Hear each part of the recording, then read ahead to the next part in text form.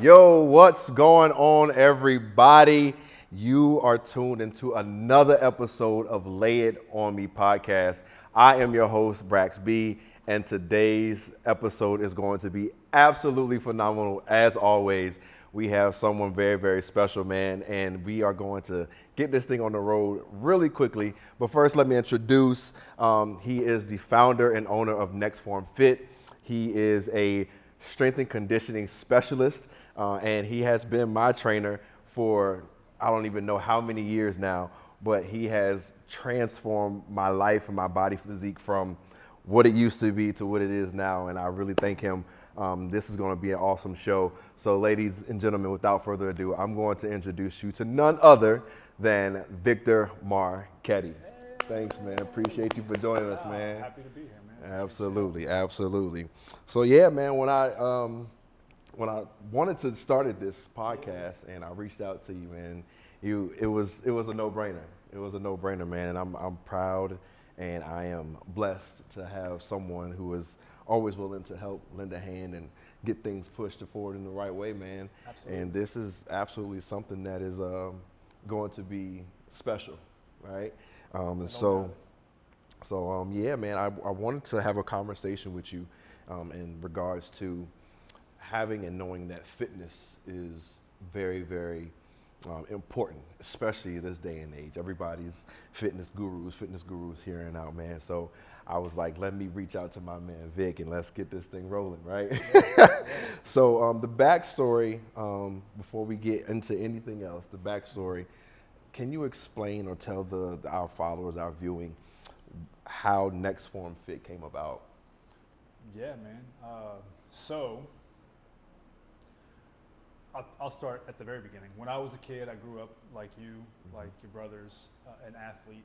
And my folks always told us growing up, college was not an option, right? How do you get there? So from a young age, I started playing soccer. That was my sport growing up. Okay. And as my career progressed, that seemed like it was the ticket to a higher education, was hopefully someday get a scholarship. I went through, the club levels and went through the state level and the regional level, and ultimately got to a place where I had an opportunity to potentially try out for would have been the under 17 national team. Nice, okay. Unfortunately, it didn't work out, in part because of an injury. I was in a match and I fractured a vertebrae in my spine. And I didn't know what it was at first, and I tried to play through it, and it got to the point where I had to go get it diagnosed. And they ultimately discovered that it was a fracture, and the location of the fracture, there wasn't anything they could do about it except give it rest. Right. And by rest, I mean, they meant rest. Yeah. And it was painful. So for a while, for about 6 months or so, I tried to stick with the team. I tried to go and support the boys, But again, playing for multiple teams, your club teams, your state team, there's a lot of travel involved, and it was a commitment. And it's also hard when you're a young man and you're competitive and you want to be playing to just be forced to sit by idly and watch. So eventually I decided to step down and step away from the sport, with the thought being that, okay, well, at some point I'll come back to it. And 18 months later, by the time things started to feel better, I kind of dipped one toe in, and I think I ultimately realized that I was a burnout, man, from competing. And I've been doing it since I was 5 or 6. At that point, I was a junior in high school. Yeah. So that was no longer the route to higher education, obviously. Fortunately, I was always a good student. Did well enough, right? Yeah. A's, B's, kind of honor roll, and kind of coasted through. So started trying to think about other ways into school, ultimately figured that out. But I discovered weightlifting. Right? So as an athlete, you always, well, maybe not always, but you have a drive. You got to find an outlet, especially when you're a young man. So I found the gym, and as a kid, I was always into like drawing action figures and stuff. So I always had, an appreciation for like the Terminator and muscular physiques and all that. It was just something that as a young boy, it was like, warriors, G.I. Joe soldiers, they all had that look. And Sure. I think the two kind of met when I found the gym, and I started bodybuilding. just Yeah. for joy, not competitively or anything like that. It was my outlet, and I fell in love with it, and it offered a lot of discipline in my life elsewhere. During that 18-month span when I was injured, started spending too much time chasing girls, doing other things that weren't conducive to me ultimately staying focused. And so once I found the gym and weight training and all of that, kind of helped me refocus. Yeah. Going into college, with sports just being not an option anymore, and being able to coach through school as a young man, I didn't really put a whole lot of effort into like preparing for SATs or anything like that. And when we were in school, they said, hey, you have a safety school, you have what's your happy medium, and then you have a reach. I only got into the safety school, which was Radford University. Okay. Big culture shock moving from the Northern Virginia, DC area to Radford. And so I ultimately spent a year there, and then I transferred to VCU. Okay. My girlfriend from high school into college was here in the art program, and so I decided to transfer here. I was spending a lot of time here anyways. And so I transferred here, and then I spent like a semester or two really not knowing what I was pursuing in terms of degree. Right. And I ultimately ended up having a roommate who was an exercise science major. Wow. And we were talking one day, and he started talking about his courses, and I was like a psych major or something at the time, just taking a bunch of courses that were kind of like, oh, okay. Yeah, not really that let me interesting get to out of me. here, yeah. And he started talking about his curriculum, and I was like, wait a minute, what's that? What are you? So I went to the advisor's office, changed my major to exercise science, and ultimately got my degree in exercise science, exercise physiology, and then, like you mentioned, my certified strength and conditioning specialist through the National Association of Strength and Conditioning. Yeah. And the rest is really history. But after school, I worked in a number of different arenas in the health, wellness, fitness space. Yeah. I worked in corporate fitness. I worked in commercial fitness. I worked in online fitness when that was a new space. I worked in sports performance stuff. And like I do now, ultimately found the private fitness industry. So I did that, kind of mixed around into those different aspects of the industry. And then in 2020, with COVID, at that time I was working for an online fitness company. Yeah. Again, when that was sort of a newer thing. But I was traveling out of town 4 to 5 days a week, sleeping on the office floor at night to save myself the trip because I'd have to be back the next day. Had a 2-year-old son at the time, a wife who was staying at home, and I was gone a lot. And so when COVID sort of presented an opportunity for me to like evaluate the scope of my life and you know where my priorities were, I just decided I didn't want to be that far away from my family anymore, especially at that time, not really knowing what COVID was going to mean for all of us. Yeah. So I decided to leave that guaranteed salary position that I had. Yeah. We were a one-income household at the time. Sat down with my wife and I was like, listen, I don't want to be gone anymore. She was happy to hear that, but we had to figure out what we were going to do. And I told her, I said, well, the one thing I've never done is I haven't ever done my own thing. I've never started my own thing, something that was... That's good. And so I decided I was going to do that. And what I did is I said, okay, I had about $30,000 in my savings account. And I said, well, we'll use this to float us. I'll take a piece of it. I paid some guys to come in and pour a concrete slab in my backyard. I drove to North Carolina with a U-Haul and bought essentially what was the raw materials for a prefabricated metal garage. Yeah. They gave me the back of the truck full of this sheet metal and steel tubing. Yeah. I don't know how to put any of that. I don't know. They gave me a box that had 2,500 rivets in it. Yeah. And they were like, okay, there you go. Yeah. So over the course of like 2 months in my spare time, trying to figure out how to build this little metal garage and going through my Rolodex of former clients who I'd worked with in different spaces in the fitness industry, and just started training folks out of my house. In that backyard, in that little gym. No heat, no AC. I had, shout out to all of my clients who worked out with me in those days, because for sure. there would be days where it'd be 32 degrees or colder in that garage, and folks would have to come and wear gloves because all of the kettlebells and dumbbells were too cold to hold on to without them. And from there, I started looking around, and I had a relationship with some guys who were coaching in the facility here at Catalyst, which is what this space was originally. Yeah. And so I reached out to the woman who opened the spot, and I knew that she had a coaching need. So I said, this is where I am. I'm looking to try to figure out how to just survive here. I said, so if you need help with any of your clients from a coaching perspective, I'd be happy to help you with your book of business. And so I pieced that together along with folks who were now starting to come to me and training them in their homes. So I was kind of ping-ponging back and forth between my house, people's homes here. Yeah. And eventually I sat down with Jennifer and I asked her if there was a way we could work out an arrangement where I could train everybody here. Yeah. And so we started with that, and then over time that went from me paying her a flat rate for every session of mine that I coached in here and helping her with her folks to coming in here and leasing the building and subleasing really space from her and starting to try to build my own team. And so now we've got a couple of additional coaches on staff. Nice. And it's now just getting to the point where the goal is to try to build, like I said, a team and more of a business that operates outside of just my ability to serve my clients and to be the coach. And I've got a couple of really good young guys who are hungry and smart and have all of the soft skills that you really need to be a good coach, in my opinion. Yeah, for sure.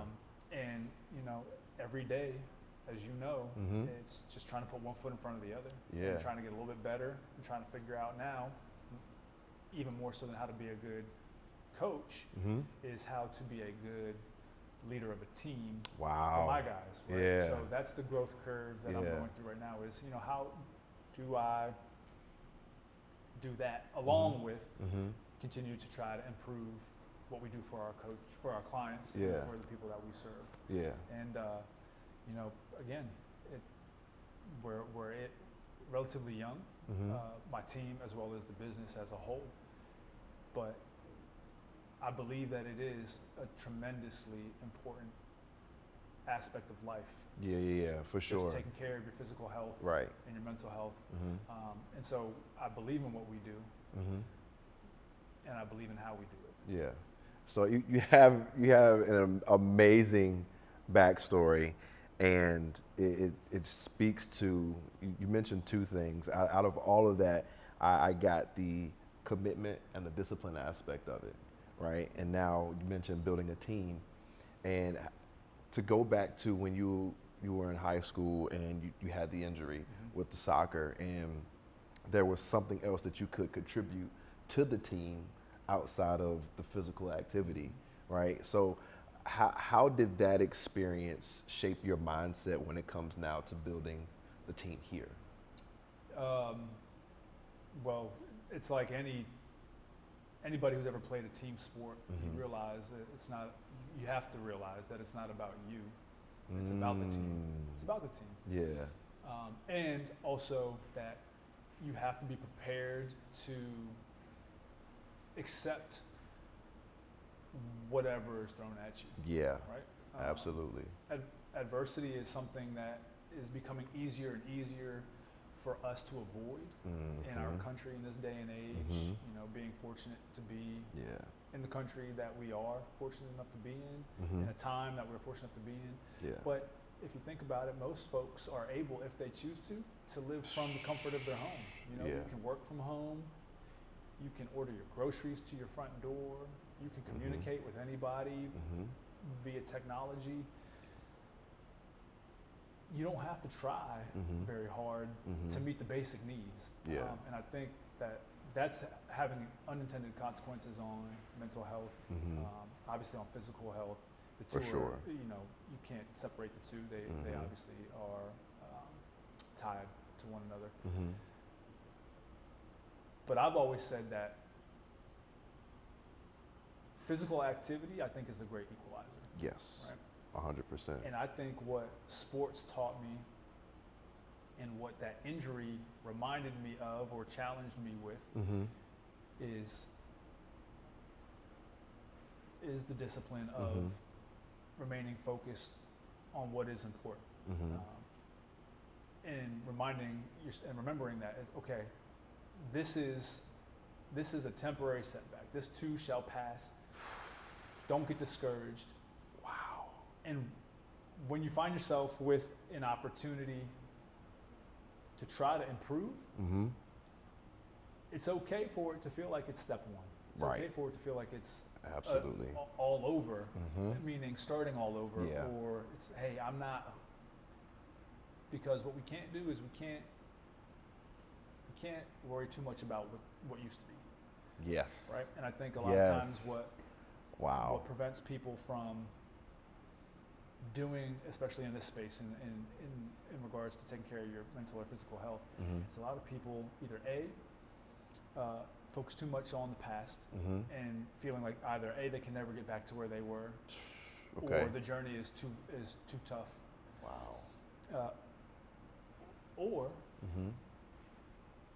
they feel like it's not worthwhile for some reason.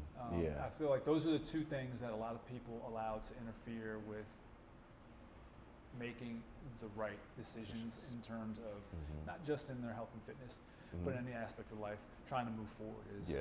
it's tough. And Yeah. like I said, in a day and age where we are surrounded by instant gratification Ooh. and comfort, adversity is something Yeah. that I think is just becoming more and more difficult Mm-hmm. for more and more people to really be willing to face. Yeah, that's for sure. Man, you just hit the nail on the head. Like, physical fitness is the telltale sign of if someone has the discipline, has the commitment, if they relish on instant gratification, or are they accepting of the delayed gratification, Yeah. right?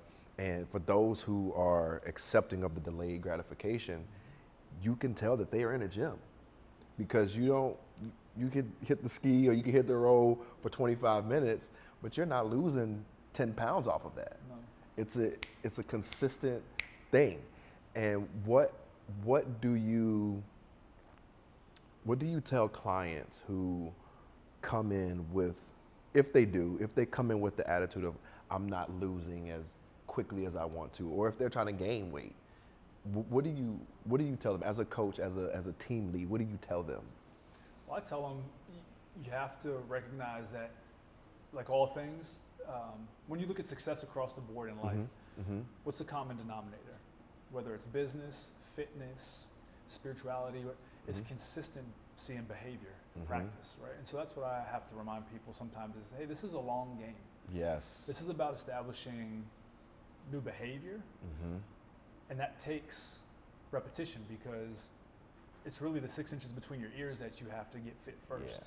Yeah. If your mind isn't in it, and if you're not willing to accept that, okay, this is a discipline, this is something that I'm going to have to do consistently for however long, then you're already going to find yourself struggling. So I think that's one thing that we have conversations with clients around, is just the mentality of, okay, well, what is the bigger picture here? Yes. What are we really trying to accomplish with this?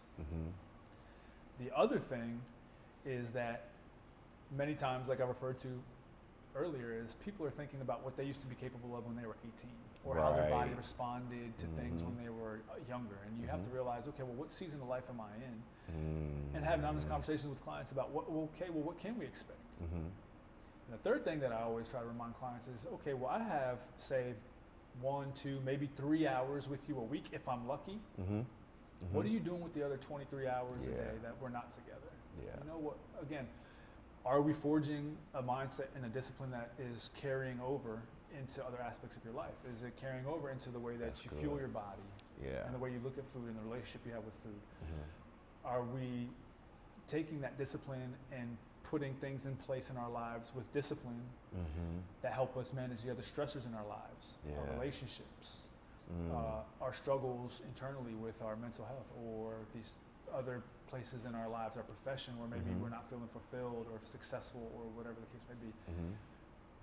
Are we practicing the practice of discipline in those aspects of our lives? And what I always like to say is, when you're in a training session, especially if you're working out independently, there is something about physical discomfort that will show you very quickly 100%. where your mind is in terms of discipline and integrity. Because for sure. if I say, hey, Braxton, I need you to do X. Mm-hmm. I got to go check on this other thing or this other client. Mm-hmm. And I walk away and Mm-hmm. I've asked you to do something. Yeah. I'm not watching. Yeah. So let alone if you're just working out in the garage at home by yourself or trying to decide if you're going to go do the workout that you plan to do for that day. Mm-hmm. It's an integrity thing. It is a real opportunity for you to practice putting yourself in an uncomfortable position, Yeah. being okay with being uncomfortable, and pushing through until you achieve whatever the goal at hand is, right? Yeah, And so for some sure. of that is immediate, right? Mm-hmm. Mm-hmm. Within a training session. We can have targets that we're trying to hit within that training session, and we Right. know whether we did or we did not. We know how challenging it was, and we know whether we pushed through adversity and discomfort in that 30, 40, 60 minutes Yeah. or not. But then there's the longer term Mm-hmm. Mm-hmm. gauge. Yeah. Okay, well, you said you wanted to work towards this particular goal, Mm-hmm. but you showed up for 30% of your sessions, or you made Yeah. 30% of your workouts that you were doing at home happen. 30% is not acceptable. What happens if you get a 30% on an exam? You failed, and you failed miserably. Miserably, So, yeah. you know, I think that's one of the things about fitness and physical exercise that I think is such a strong tool to have and to leverage is physical discomfort will show you very quickly what you are or Yeah. you are not about. Yeah, that's 100% sure, because I know my first session with you was crazy. Well, and you're a Yeah. college athlete, Yeah. so you weren't unfamiliar with Right. being physically uncomfortable. Mhm. And but again, you know, when that's no longer the normal, Facts. Yeah. and like I said, also had to reestablish, okay, well, what is appropriate at this stage in life based on what you're not an 18-year-old kid whose main responsibilities are sport and maybe some girls Right. and class. Right. Now you got children, you've got other relationships, you have a business, you have all your other obligations in Yeah. life. Yeah. And we got to figure out how this tool is going to help us unlock other potential in those aspects of our lives and make Yeah. us better at those things. Yeah, for Right. sure. Man, it's so captivating to hear this, because now I'm looking at, is there someone, or what was the experience that led you to wanting to help people? I've always liked people. Yeah. I could talk to anybody about anything. I always say, if I could, I'd be everybody's friend. Yeah. You know. Yeah, for sure. So I just think that this is just inherent in me. When I was a kid, and honestly, even to this day, like I was always empathetic towards any living thing. I feel like Gotcha. I have, I really care about others, whether that's other people or, you know, I was the kid that would pick the worm up off the sidewalk and put it in the grass. Yeah. I just don't like seeing people be unwell. I don't like seeing people sad. I don't like seeing people suffering. I just, Yeah. it affects me. So I think it was just natural Yeah. and conducive to my personality. Gotcha. So I wanted to find a space where that was what I was doing. So Gotcha. I really can't point to any one thing or one moment. I just Okay. think that, you know, I was fortunate I had parents who placed a lot of emphasis on compassion and empathy for others. And so I think I just got lucky there. Yeah, yeah. Wow.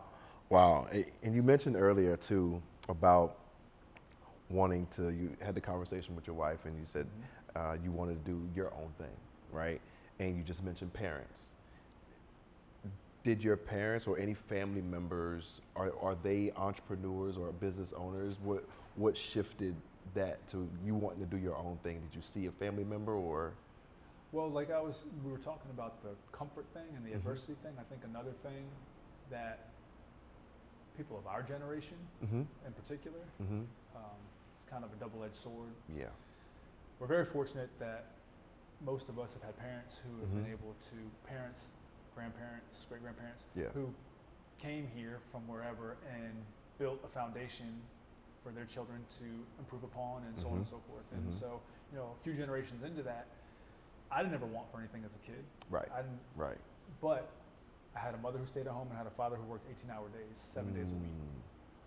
So work ethic was something that I think Yeah. I just saw, and so I was lucky that I think was just instilled in me. I remember when I turned 14, the first thing I wanted to do was get a worker's permit. So I saw that.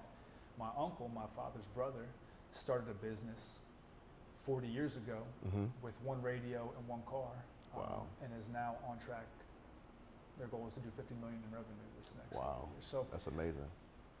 I'm fortunate to have those close relationships where there were people who were entrepreneurial and hardworking just in my life. Yeah. And then also in this space over the years. Yeah.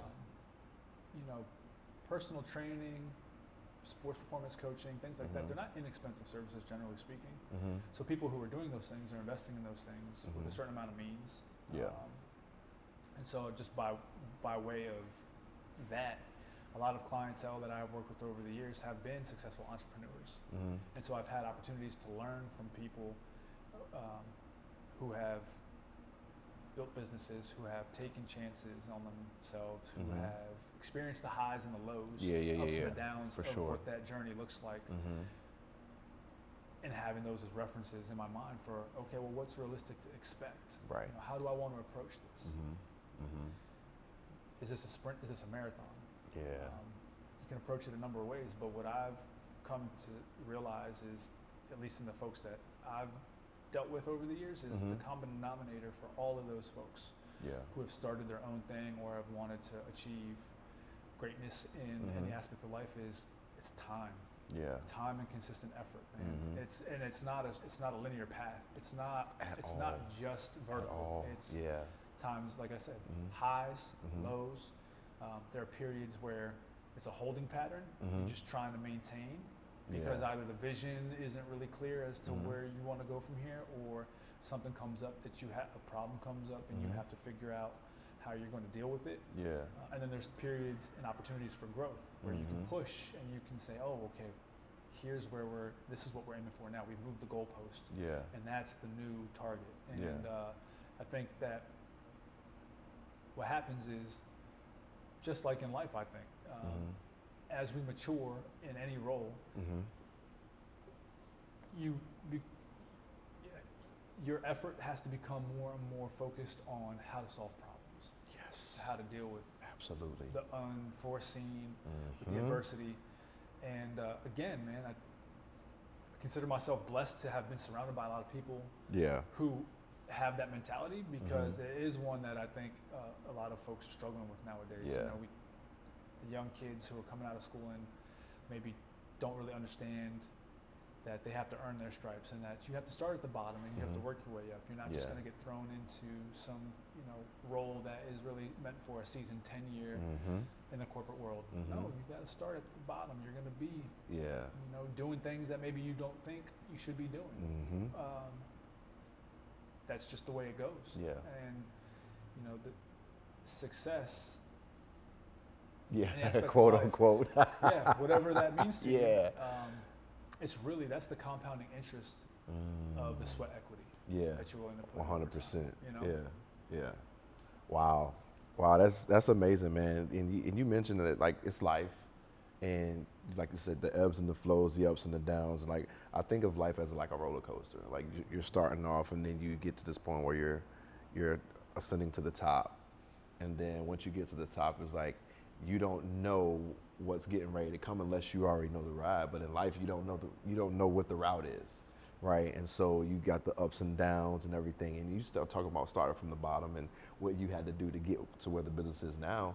Like, once you get to the top now, like, has there been any instances within business where it's like, oh, I'm taking a steep drop and I'm I'm up and down and twisting all Twice around. this week. I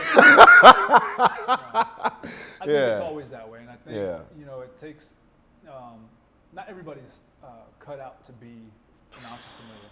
Yes, sir. Right? You can say that is again. Great, Yeah. but it takes a certain amount of will, and again, I'm not trying to say that there's nothing special about me. I would say if I could do it, anybody could do it, kind of thing. But you do have to have a certain willingness to constantly evaluate what's going on, especially in a smaller business. You're looking at cash flow, and you're looking at resources, and you're looking at the goals that you have, and you're looking at where to put the resources that are at your disposal. You're looking at how to delegate, trying to delegate. So yes, is the short answer to that question. For sure, have those ups and downs, and really, for me, that's part of the reason why I take the marathon approach. Mentally, I try to tell myself, like, this is a marathon. I'm not worried about, I'm not doing this to become a millionaire. That's not, I'm doing this because it allows me to be the coach, the father, the husband that I want to be. I have autonomy in my life. I can be there for my young children when I want and need to be. I get to work with people who are high caliber. My clients are all great people. I have conversations with other folks who have so much life experience and wisdom to share and are happy to share it. And this is a space that for most of them is a sensitive area of their lives, right? Like you mentioned. It's not, or like we were talking about, it's not easy to be challenged physically. Right. Being coached is hard, Being coached is a vulnerable position to be in, because you have to face your shortcomings and you have to be willing to take advice, and even if it's advice that you don't want to hear, you have to be open-minded about those things.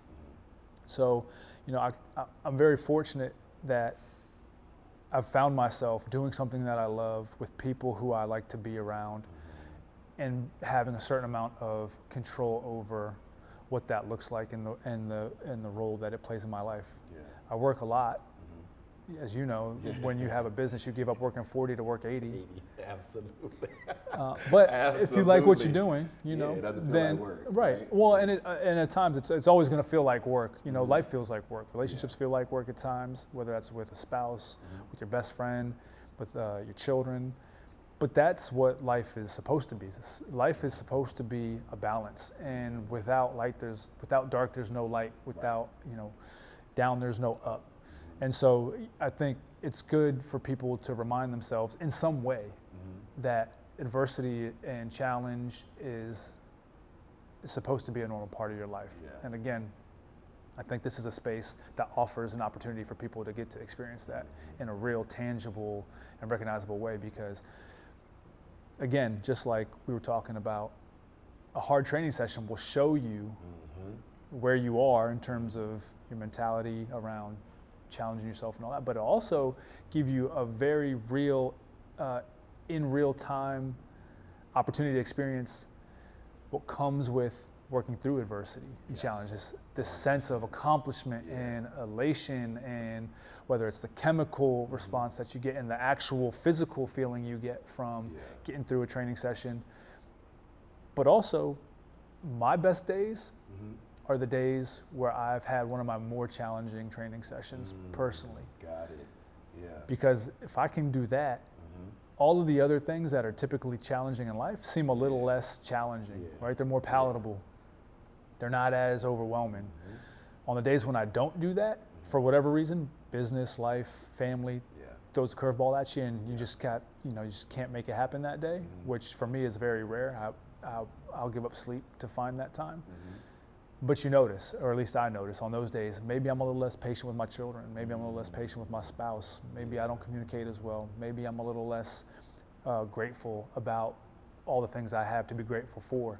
Absolutely. So, for me, it is 100% a tool that I use to set my state of mind every day, because I know it makes me better. Yeah.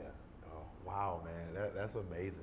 And I say it all the time, man. It's like you have to take joy in the rain so you can be grateful for the sunshine, right? And so on a personal level, you mentioned, am I being a little impatient with the child or with the spouse, whatever the case may be? What do you do on a personal level? What do you do to keep yourself grounded outside of the gym? What do you do to keep yourself grounded to get in that right headspace? Man, it's so much of it is the people you surround yourself with. I have a client who I've been working with for several years. His name's Tommy Thompson. And he's one of the most impressive guys that I know on a number of levels. But one thing that I did with him at one point is I spent about a year going through a sort of an unofficial mentorship with him. Okay. And two of the things that we did that were very, very impactful on my life were a thing that he calls Life 360, which is where you go through a practice of evaluating a number of aspects of your life, where they are, why they are that way, how you feel about how they are currently, and where you want them to be, right? So that was great. You talk about relationships with your significant other, relationships with others, you talk about your spirituality, your fitness, your mental health, your finances, all these different things. That was phenomenal. The thing that was even more impactful is we came up with what he refers to as guiding principles, right? And so it's these 3 to 5 things, guidelines that you use as a reference point for any decision you make in life. I have a note that I've built over the years that has a number of sections included in it. And my guiding principles is one of those sections. Wow. And they're supposed to act as your North Star. So when you're facing adversity or you're facing a dilemma or having to make a decision, you refer back to these things and you make sure that your behavior, your thought process, your decision making is in line with those guiding principles. And so every morning, I get up at 4 a.m. every morning. First thing I do is I lay in the bed and I go through client notes. Because that's, to me, those are I'm here to serve, and so that's the first thing I think of in the morning is, okay, these folks that come to me and they're looking for help with something. And so I make sure that my notes for my client sessions are in order for that day. I go downstairs, I get coffee going for myself and for my wife. I pack up, I get out the door. And in the first 15 minutes of my trip from the house toward the studio, I review this, I call it my daily oath to self note. Wow. And there's several sections to it. Wow. And That's so amazing. it's today is tomorrow's yesterday. Nothing grows in the shade of comfort. Make sure you have purpose and act accordingly. Set the tone and the tempo, be the joy. And then I get into, and that's just something that I wrote down a long, long time ago. And I've always recited in my mind over time. And now it's something I do every day. My guiding principles are my mental and physical health. Because if that goes, everything else below falls apart. That's the first domino. My family's love and acceptance. Gratitude, living with purpose, using my precious time well. And there's a number of other things. There's a book that I read called The Go-Giver that was referred to me by Ben Rogers. Shout out to another great person. That's a great book, by the way. But those 5 laws of stratosphere success, those made their way onto my note after I read that book. And then my daily do's and my daily don'ts. And so that's one of the things that, and I was just talking about this with Tommy this week, I think that is probably the single most impactful tool in my life that I rely on every day. And I recite it every single day. I sit in silence and I recite that note in my mind, and it just, again, it reminds me of what's important, what my priorities are, what my mission in life is, where I'm supposed to be putting my time and my attention, and perspective. That gratitude one, man, that one has kept me from making a lot of really silly decisions, and also helped me make really good ones. And so that right there, man, that daily note to self, and you can call it prayer, you can call it whatever you want, but I think putting intentional time and effort into deciding what is necessary for you to feel fulfilled in life, and for you to feel like if you were to have one more day, could you look at today and say, okay, I lived the best I could? And that's not just about pursuing material things. That's not just about being, right spiritually or any of that. It's really about, okay, for you, if this was your last day, what kind of day would leave you to say, okay, no regrets? And so for me, that's the order of operations, man. It's making sure that I am who I need to be to take care of the people around me, and that I remain grateful for all of the good fortune that I do have, and that goes a long way, man. Wow, that's So I'd say gratitude, man. To sum all that up, gratitude is probably the thing that That's super incredible, man. I came across this poem speaking to what you just mentioned, and it was like, "Have you earned your tomorrow?" That's the name of the poem. And when I saw that poem, I was just going back and thinking about when you just mentioned it. I was like, "Wow, that's perfect indication of like you said, if today dictates if you live tomorrow, have you earned your tomorrow?" Yeah. And I think that's so important to not just life, but of course as business owners, as entrepreneurs, and all of those things, man. It's very very touching to hear someone else mention that, right?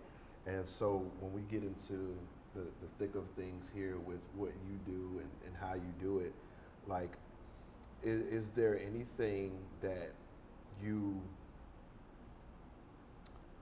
regret doing this up to this stage in life? I know now people always say, "Oh, no regrets," but if we're being honest, there are some regrets that we do have in life, right? Is there one thing that you regret doing in business that probably wasn't the right decision? In business specifically? Yeah. You know, I think, I don't know that I have any real firm regrets, I would say. But one of the things you just mentioned that I do like, and that an analogy I share with clients sometimes is, you know, life is meant to be lived through the windshield, not the rear view, right? But again, when you're driving, you can't just look in the rearview mirror. You're going to miss everything that's out there in front of you. You're going to miss what's here, right here, right now, the good and the bad. You're going to miss what's coming down the road. Yeah. But every once in a while, you do need to look in the rear view, and even though it's just a little bit of what you've experienced, it'll give you good reference points at times to say, oh, okay, you know, maybe I'll remember that next time out. So, you know, I think living life, you know, again, not to kind of duck your question, but I think the way that I try to approach my life in business and elsewhere is I try to live through the windshield and just take note of the rearview mirror every once in a while. So for learning, I don't think it's worth regretting. I think it's worth utilizing as an opportunity to learn as we move forward. But I don't know, maybe not doing it sooner.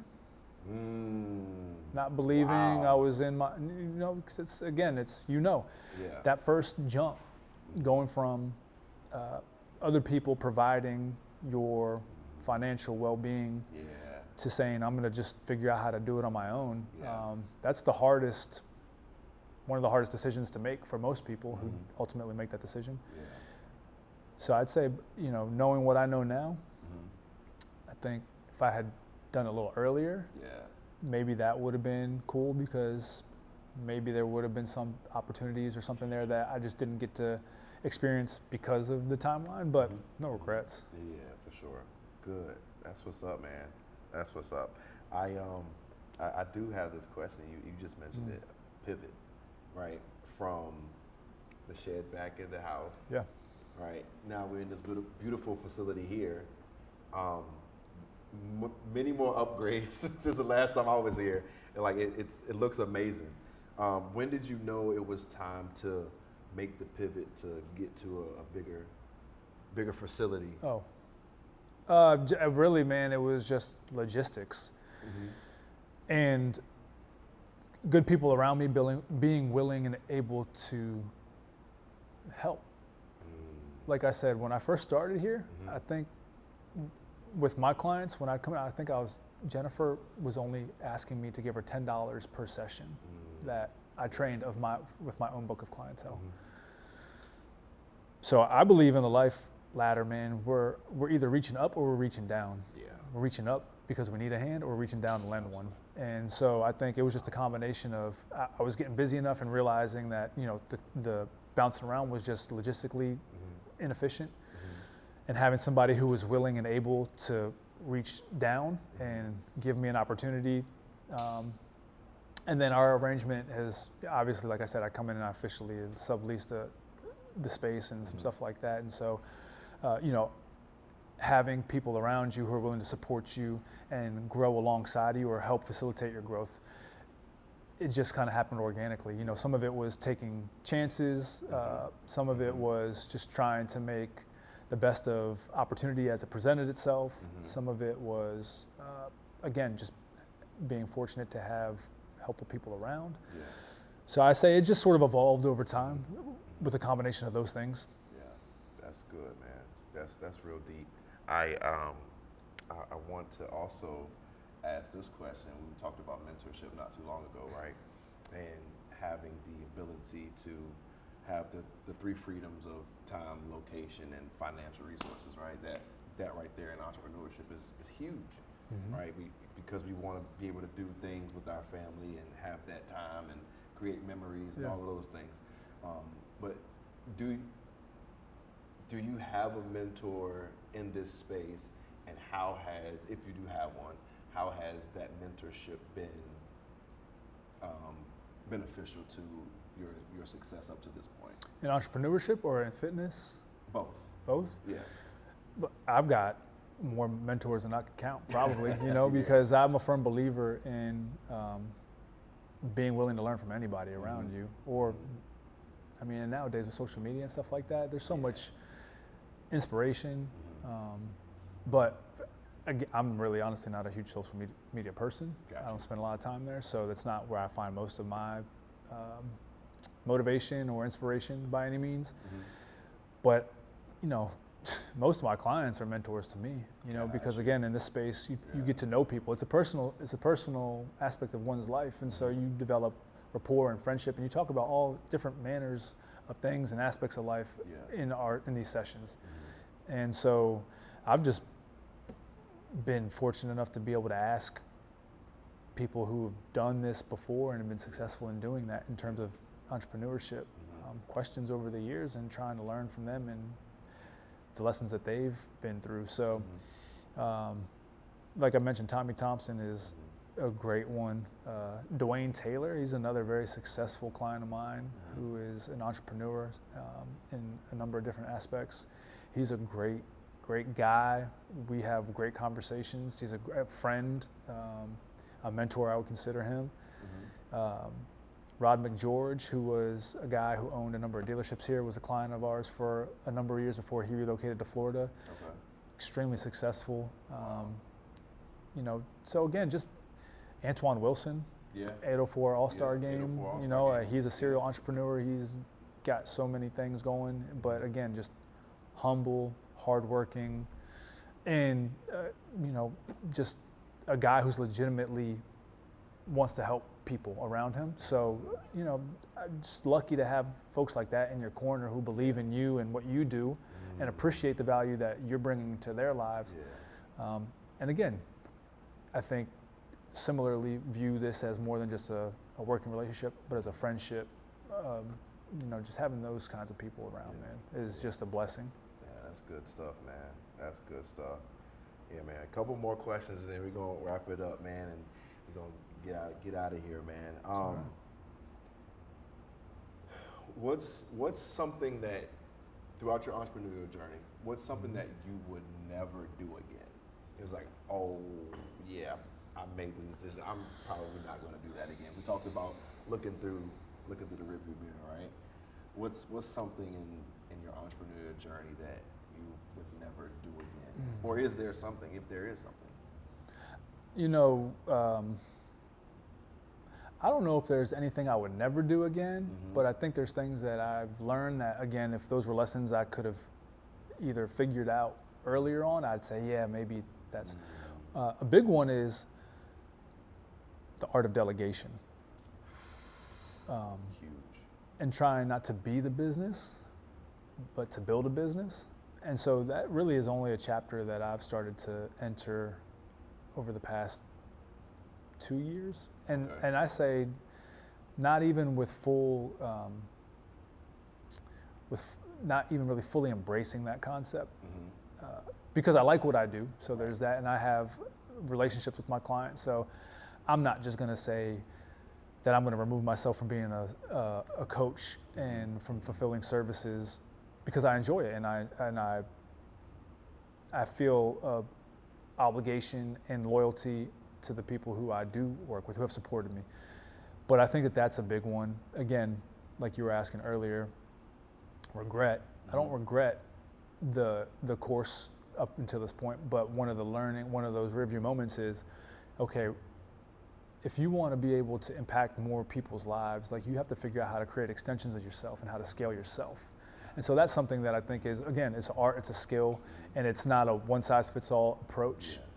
And in regards to how you do that, based on who you are and who you're trying to get involved in, what your business is and all that. But that's something that I'm just now really starting to think about and embrace. Like I said, trying to become more of a team leader and figuring out how to effectively bring the guys up around me so that the rising tides raise all ships. And so I'd say that's the thing that's a point of reference for me, that if I could go back and tap myself on the shoulder and give myself a piece of advice, it would be to try to start to approach that earlier on.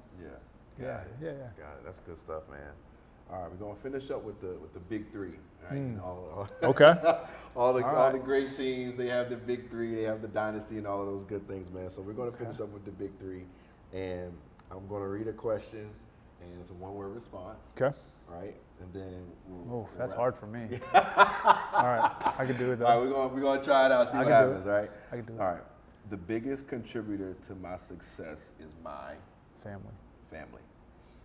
One word to describe my journey is beginning.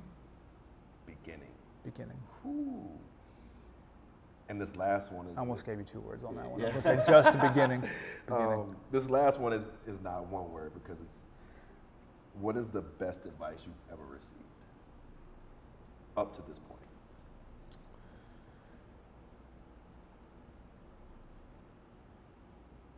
Believe. Belief.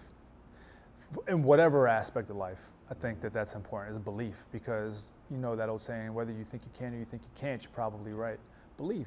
Whatever it is, believe in your faith, believe in your friends, believe in your family, believe in your own abilities, believe in this too shall pass, believe in this is meant to be, believe in whatever it is that you need to believe in to make sure that you don't have that. If this was your last day, you don't have regret. Believe. Yeah. Wow. That's good stuff. Just believe. Man. Ladies and gentlemen, that is a wrap. We appreciate you for listening, tuning in, watching, to see what we have to say on this episode. And we thank Mr. Victor Marchetti for joining us today and My just pleasure, giving us man. all of the things about fitness, man. And it's great to listen and hear what a trainer, what a specialist does in their own time, and how they can help serve people to make sure that they are getting the things that they need to move the needle forward in life, man. So again, thank you, man. I appreciate you. My pleasure, yeah. Likewise. And thank again, you. Listen, subscribe to the page, man, and listen to all of these great interviews. We have a host of a lineup that is phenomenal, and we're gonna keep this thing rolling. So if you know it, say it with me. We love y'all. We appreciate y'all. Until next time, we'll holler at y'all. Peace.